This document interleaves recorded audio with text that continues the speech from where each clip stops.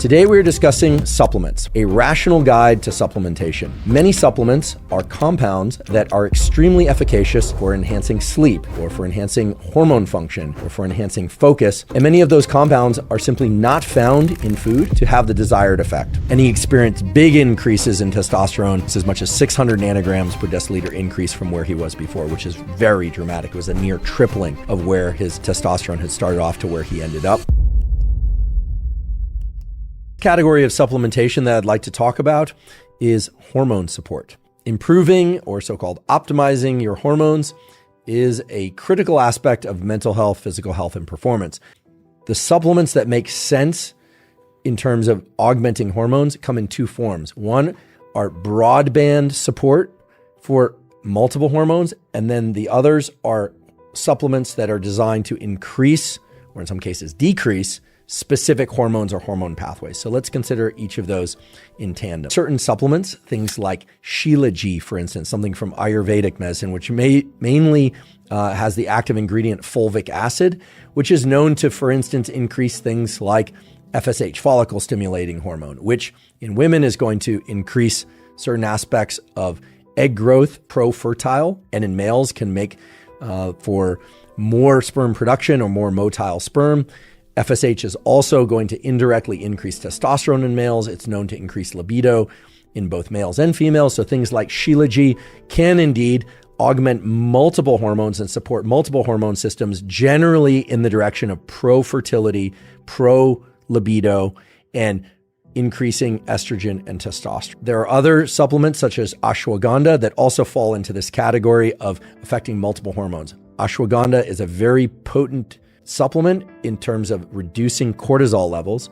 It has also been shown to increase testosterone levels, but probably indirectly. When cortisol is lowered in general, testosterone tends to increase. There are many other compounds present and available supplements that are purported to be pro-hormone support, in particular for testosterone, estrogen, fertility, and libido. Now, in terms of supplements to increase growth hormone, there are very few supplements that have been shown to augment this pathway. There is some idea that arginine supplementation prior to bedtime can further elevate levels of growth hormone, especially when fasted.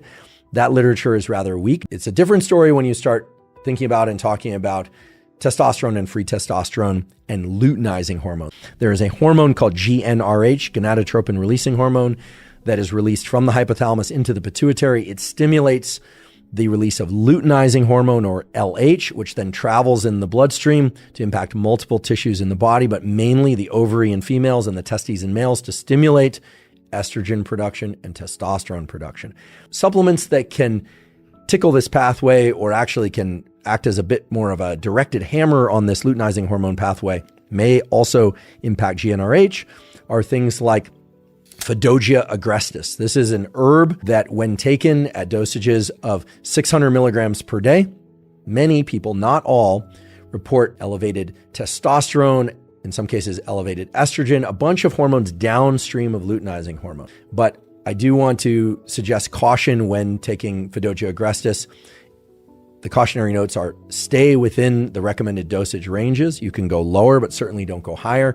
And I think it is wise to cycle every 8 weeks or so to come off it for 2 weeks and then going back on if that's your choice, if you feel it benefited you, or taking it for 12-week periods of time and then cycling off for a full month before repeating again.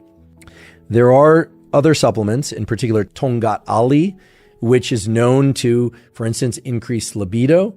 Whether or not it does that by way of augmenting dopamine-related pathways or testosterone pathways still isn't clear. It is known to increase free testosterone by reducing sex hormone-binding globulin. Tonga Ali can be beneficial both for men and for women. In dosages anywhere from 200 milligrams to 600 milligrams per day. One individual I know who took Tonga Ali, admittedly on my recommendation, his testosterone was initially very low and he was having a number of different symptoms.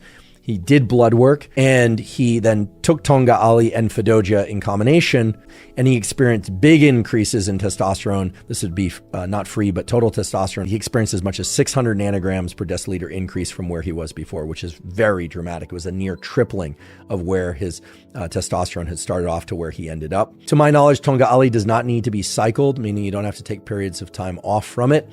I should note that the effects of Tonga Ali can take a little bit longer to experience. The next category of supplementation that I'd like to address is supplements related to cognitive enhancement and focus.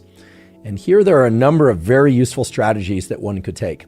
I'd like to divide this conversation into two general categories of supplements to address cognitive enhancement and focus.